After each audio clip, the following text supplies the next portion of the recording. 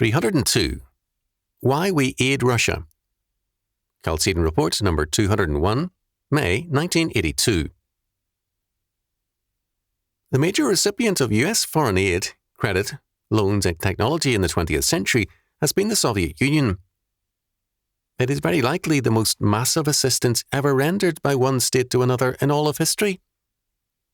The nearest rival to this condition of aid is possibly Turkey, which for a few centuries has been propped up and maintained by world powers, because none will trust the Dardanelles to any but a totally unprincipled state, one without any loyalties except to itself.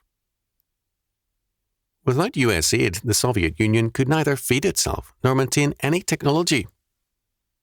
Dr. Anthony C. Sutton, while at the Hoover Institution, documented the technological factor in the 3 volumes of Western Technology and Soviet Economic Developments. The Soviet Empire, the United States, and the European states have at times had their differences, and they will have more. On the whole, however, they have been working allies, and with good reason.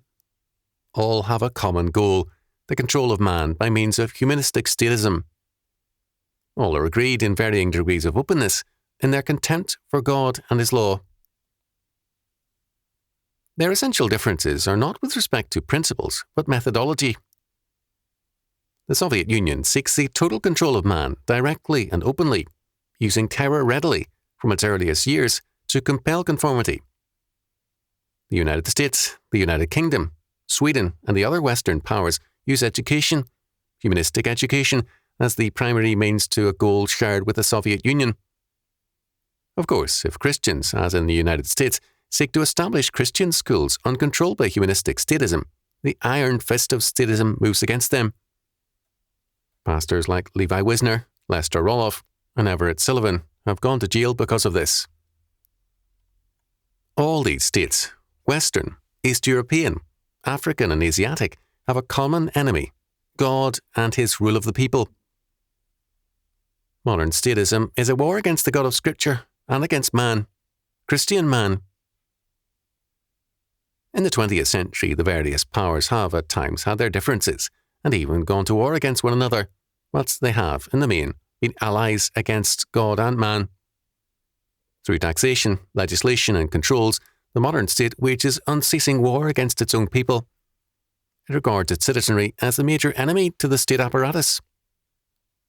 In the United States, we see presidents keeping their word to the Soviet Union, in détente, etc., but not to the American people.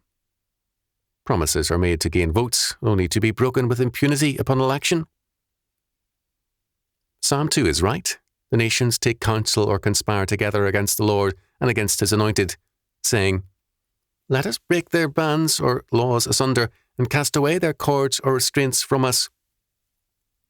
Still, as of old, he that sitteth in the heavens shall laugh, the Lord shall have them in derision. Either the nations will serve the Lord, or they shall be broken with a rod of iron.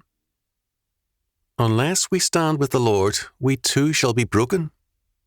God allows no neutrality.